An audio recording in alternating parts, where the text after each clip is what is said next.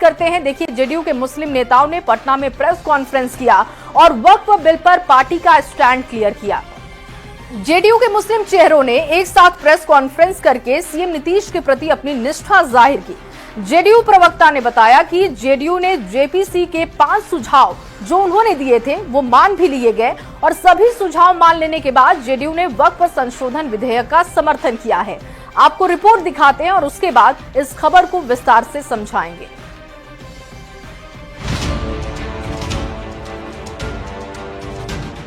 पटना के जेडीयू दफ्तर में हुई प्रेस कॉन्फ्रेंस की इन तस्वीरों को देखिए। ये हैं अंजुम आरा। अंजुम आरा जेडीयू की प्रवक्ता हैं। इनके दाहिनी ओर पूर्व सांसद अहमद अशफाक करीम हैं। उनके बगल में पूर्व सांसद कहकशां परवीन हैं। अंजुम आरा की बाईं तरफ जेडीयू अल्पसंख्यक प्रकोष्ठ के अध्यक्ष अशरफ अंसारी हैं।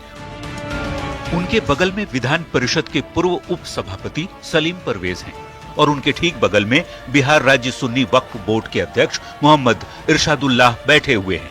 इसके अलावा जेडीयू की इस प्रेस कॉन्फ्रेंस में एमएलसी गुलाम गौस, अफाक अहमद खान और खालिद अनवर के साथ ही मास्टर मुजाहिद आलम और अब्दुल कयूम अंसारी जैसे जेडीयू के बड़े मुस्लिम चेहरा शामिल थे।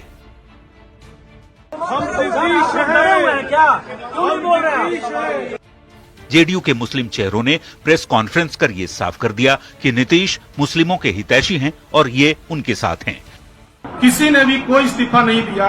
सब लोग माननीय मुख्यमंत्री श्री नीतीश कुमार जी के नेतृत्व में आस्था विश्वास व्यक्त कर रहे हैं और हम लोगों को उम्मीद है कि माननीय मुख्यमंत्री जी जो भी कार्य करते हैं इस समाज के हित के लिए किए हैं। उन्होंने बहुत सारा काम किया है।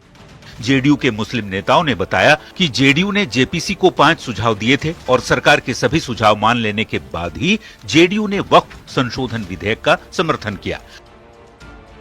5 सुझाव हम लोगों ने दिया था जेपीसी के समक्ष और वो 5 सुझाव बिल में इनकॉर्पोरेट बिल में उसको लाया गया तो हमारी पार्टी ने समर्थन दिया।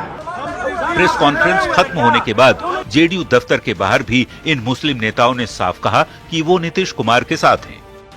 कोई नाराज नहीं है। सब लोग जनता दल यूनाइटेड के सिपाही जनता दल यूनाइटेड के माननीय नीतीश कुमार जी के साथ हैं। मेरे नेता आदरणीय नीतीश कुमार जी हैं।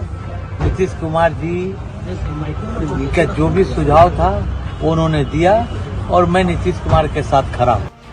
आपको बता दें कि वक्फ संशोधन बिल पर जेडीयू ने सरकार को समर्थन दिया है। दोनों ही सदनों में जेडीयू के सांसदों ने बिल के पक्ष में वोट किया। बिल पास होने के बाद से ही जेडीयू के कुछ मुस्लिम नेताओं की नाराजगी की बात कही जा रही है। प्रेस कॉन्फ्रेंस की तस्वीरों ने अब सब कुछ साफ कर दिया। न्यूज़ 18 के लिए पटना से आनंद अमृतराज के साथ ब्यूरो रिपोर्ट। तो रिपोर्ट आपने देखी और अब आपको खबर समझाते हैं विस्तार से। देखिए, वक्फ संशोधन बिल पर जेडीयू ने सरकार का साथ दिया, जिसके साथ पार्टी के कुछ नेताओं ने इस्तीफा भी दिया और ये कहा जाने लगा कि जेडीयू के मुस्लिम नेता नाराज हैं।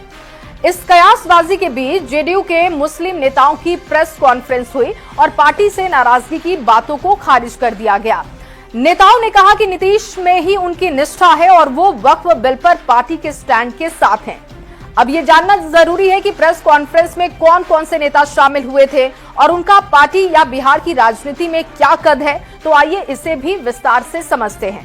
जेडीयू के प्रेस कॉन्फ्रेंस में पूर्व सांसद अहमद अशफाक करीम पहुंचे थे। पूर्व सांसद कहकशां परवीन और इसके साथ ही विधान परिषद के पूर्व उप सभापति सलीम परवेज भी शामिल हुए थे।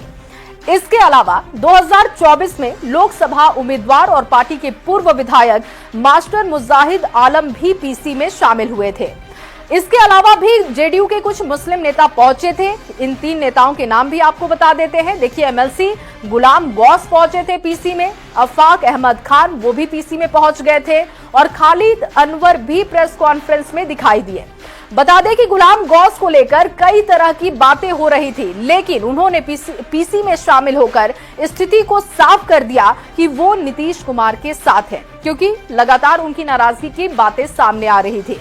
इसके अलावा बिहार मदरसा बोर्ड के पूर्व चेयरमैन अब्दुल कयूम अंसारी, बिहार राज्य सुन्नी वक्फ बोर्ड के अध्यक्ष मोहम्मद इरशादुल्लाह और शिया वक्फ बोर्ड के अध्यक्ष सैयद अफजल अब्बास भी पीसी में पहुंच गए थे।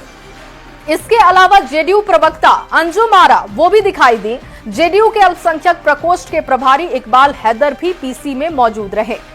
अब ये जानने की कोशिश भी कर लेते हैं कि हाल के दिनों में किन नेताओं ने जेडीयू से इस्तीफा दिया, क्योंकि ये चर्चा का विषय है, तो उनके नाम भी आपके सामने रख रहे हैं। देखिए, राजू नैयर, मोहम्मद नवाज मलिक, कासिम अंसारी और मोहम्मद तरबेज सिद्दीकी अली के साथ कुछ और नेता हैं जिनके इस्तीफे देने की खबर सामने आ रही है, लेकिन पार्टी की तरफ से कहा जा रहा है कि इनका कद कोई बहुत ज्यादा नहीं है, इसलिए चर्चा का विषय नहीं होना चाहिए।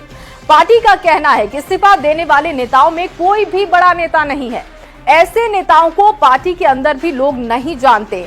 जिस कयूम अंसारी को लेकर खूब बातें की जा रही हैं और चर्चा हो रही है, वो कयूम अंसारी 2020 का चुनाव जेडीयू से नहीं लड़े थे और कयूम अंसारी को 500 के करीब वोट भी मिला था। मतलब इस्तीफा देने वाले कोई बड़े नेता शामिल नहीं है।